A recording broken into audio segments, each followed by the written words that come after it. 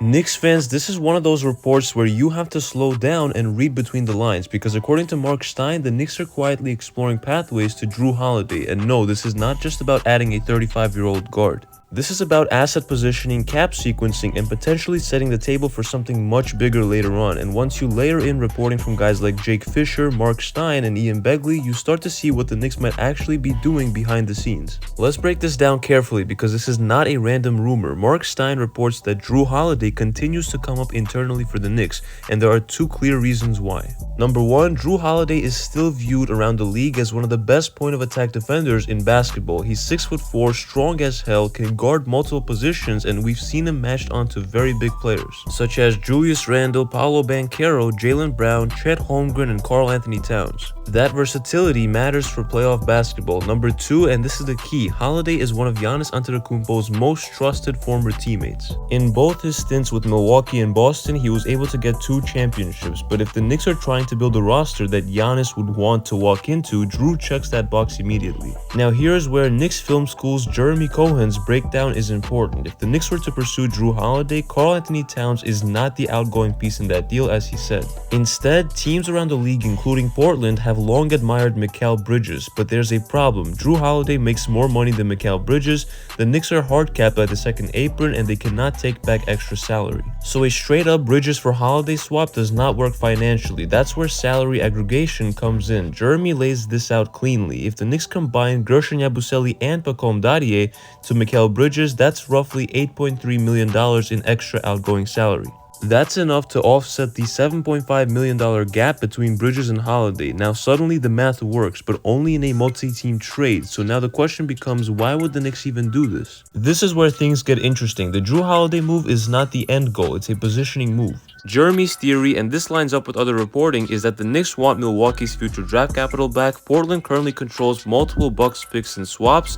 The Knicks would use Bridges plus picks to give Portland what they want, and Milwaukee regains control of its future, and New York keeps a clean path to Giannis. In one proposed framework, the Knicks get Jrue Holiday and Giannis Antetokounmpo, Portland gets Mikal Bridges as well as other assets, Milwaukee gets Karl-Anthony Towns and their future draft capital back from Portland. Obviously, many picks and role players would be involved, but structurally, the salaries work, the incentives line up, and let's say hypothetically this happens. Your core then becomes Jalen Brunson, Jrue Holiday, Josh Hart, OG Anunoby, and Giannis Antetokounmpo, and off the bench you got Deuce McBride, Landry Shamet, and Mitchell Robinson. Now the concern is spacing. There is no true stretch 5 here, which is why Jeremy brings up another name, and if the Knicks cannot rely on spacing at the 5, they need offensive rebounding, rim pressure, and vertical gravity. That's where Yves Missi of the New Orleans Pelicans becomes interesting, not as a Mitchell Robinson replacement, but as a complement, someone who can clean the glass, run the floor, and finish plays created by Giannis and Brunson. That balances the roster instead of forcing Giannis into a full-time center role. Now let's be clear, this is not reporting that Giannis is being traded tomorrow,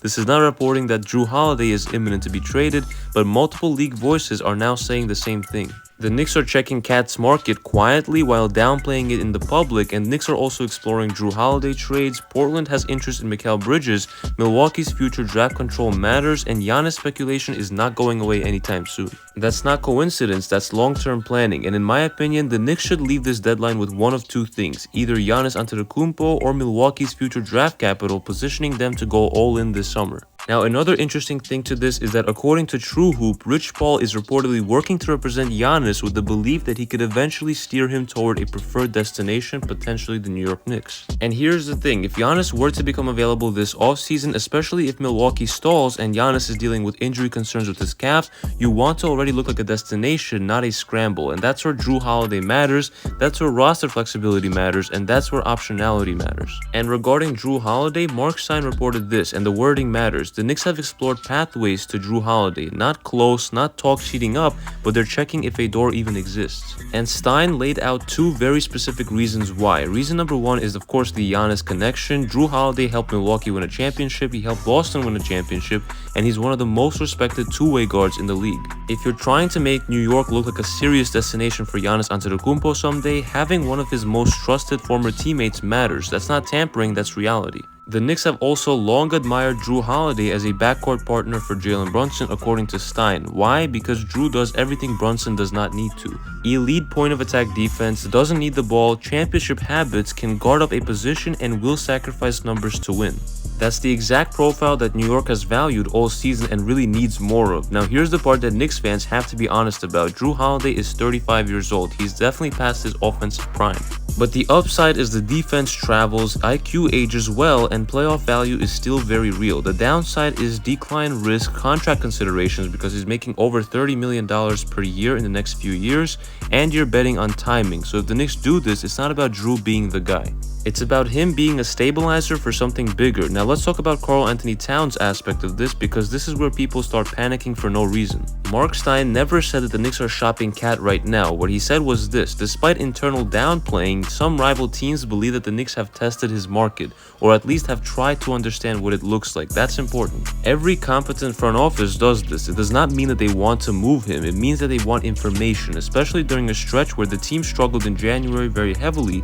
Roles are still settling and the trade deadline is approaching. That's not chaos, that's diligence. But here's a theory that actually makes sense. The Knicks do not go all in right now. They do not rush a blockbuster. They don't gut flexibility. Instead, explore Jrue Holiday as a stabilizing piece, complete this season with structure and defense, and preserve assets and let the offseason come to you. If it works, you're a legit title contender, and if it doesn't, you're positioned for something massive. That's how you maximize multiple championship windows, not just one swing. But yeah, when it comes to Giannis himself, my stance has not changed. This will be revisited in the offseason, depending on whether the Knicks win the championship or not this year.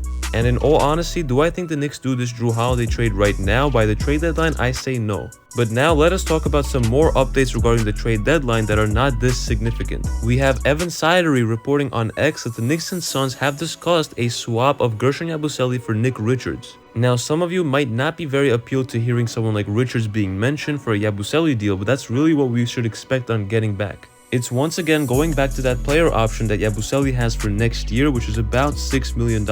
And that's something that teams do not want to absorb. So getting them to absorb it, you would probably have to include a second-round pick or two, depending on the player you're getting back.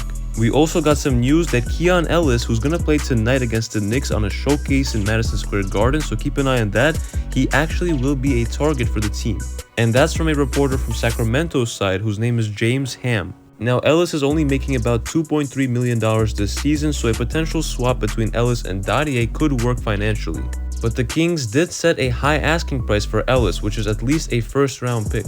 I personally do not think that they will receive a first-round pick by the deadline from any team, but I do think at least a couple of second-round picks could be in play. But Knicks fans, I'll ask you this: would you rather A, go all in immediately, or B, play the long game with discipline and timing? Is Jrue Holiday the right bridge piece, or is this all about something bigger down the line? If you enjoyed this breakdown, make sure to hit that like button and sub to the channel for more Knicks news and updates you will not want to miss. It's been KNYT here, and I'll see you guys in the next one.